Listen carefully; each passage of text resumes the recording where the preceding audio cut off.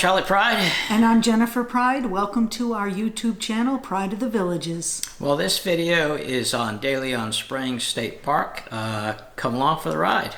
DeLeon Springs State Park is located east-northeast of the Villages in Volusia County.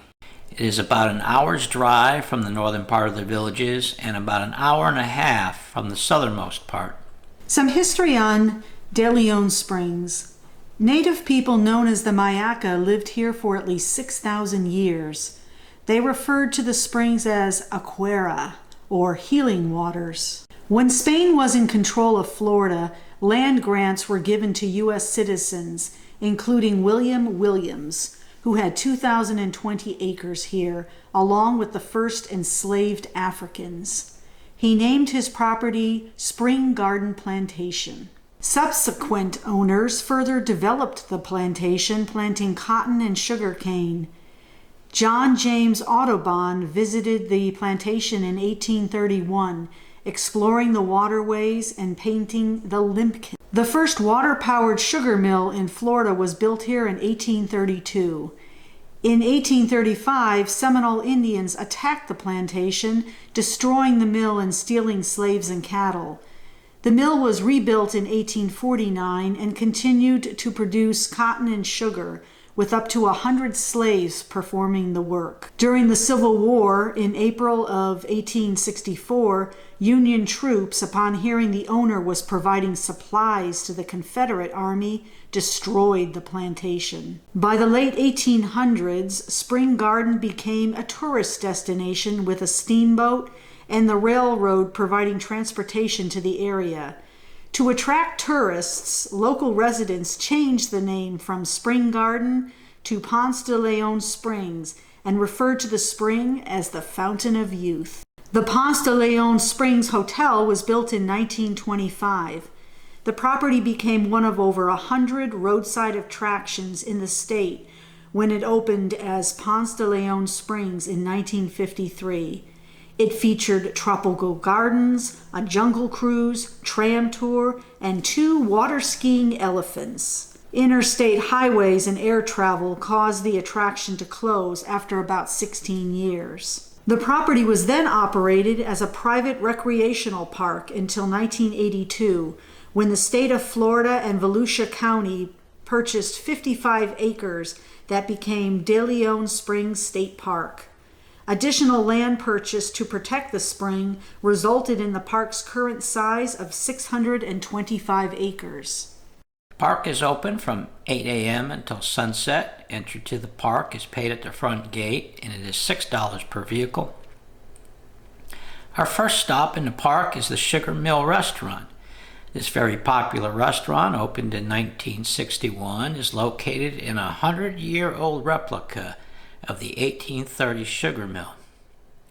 Restaurant operating hours are Monday to Friday, 9 a.m. to 2 p.m., weekends and holidays, 8 a.m. to 2 p.m. All food service is first come, first serve. The sugar mill features cook your own pancakes at the table, but you can also have eggs and other breakfast items. Each of the tables are equipped with a griddle, and they bring you pictures of homemade pancake batters, both a stone ground mixture of 5 different flours and an unbleached white flour. You pour them on a griddle and flip them right there at your table. You may order blueberries, bananas, pecans, chocolate chips, and apples to create whatever sort of pancakes you choose.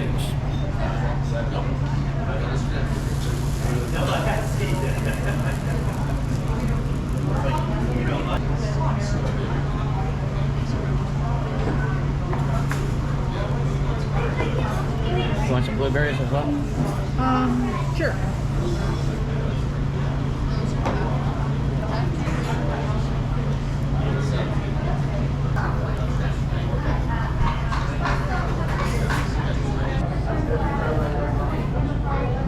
See how good my flipping skills are.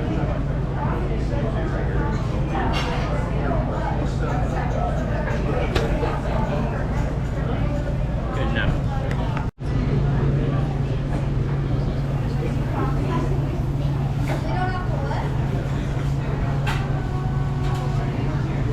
There is also a small store in the restaurant for some mementos and local products. After breakfast, we purchased tours for the 10 o'clock sailing of the Fountain of Youth Eco History Boat Tour. With an hour to spare before our tour, we explored the grounds around the spring. The spring expels 19 million gallons of 72-degree water a day. The cement-rimmed pool was created in the 1920s and is a very popular place to be in on a hot Florida summer day. But this morning it was a cool 49 degrees and only one brave lady was doing laps in the pool. There is a very nice waterfall that cascades from the spring head. Charlie and I noticed a large group of people in wetsuits. Our initial thought was that they were scuba divers. We then realized they had rode jet skis into the park and were eating breakfast at the Pancake House. Next to the spring pool is the Visitor Center.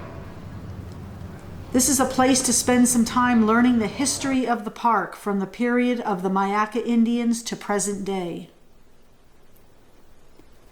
Also on the grounds is the remnants of the old sugar mill, to include some of the machinery and kettles for boiling the sugar. There is the remnants of the Fountain of Youth. There is no relationship to the fountain in St. Augustine, but it was created as a marketing gimmick to lure northern tourists. There is a display of the naturalist and painter John James Audubon's visit in 1831. He chose to paint the limpkin, but that is only one of many wading bird species in the park today. As 10 o'clock approached, we headed for the dock to board the MV Aquera. An alternative to the boat tour is to rent a kayak and conduct your own tour on the water. Once on board, the captain started pointing out manatees and other wildlife. Horses here in Florida, and that's because even though they're very large animals, they have very little blubber on them. They don't have that insulating layer of fat like walruses have, so when the water gets cold, they get cold. And if they're not somewhere warm, they get hypothermia or cold stress. In our park, oh, there's some manatees right by the buoy there on the right. Those just popped up.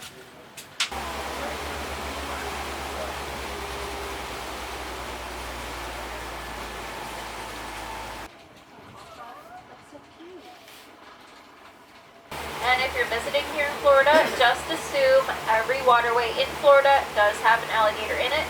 All they need is a water depth of 1 foot to survive it. Then we noticed that jet skiers had finished breakfast, heading back out into the lake.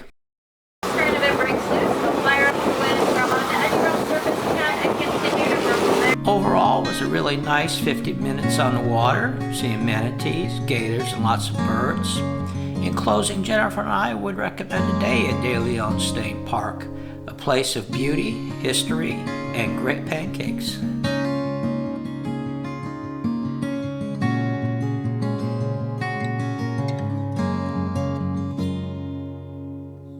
So that's it for this video. Hopefully you have a great day, and we'll see you on the next one.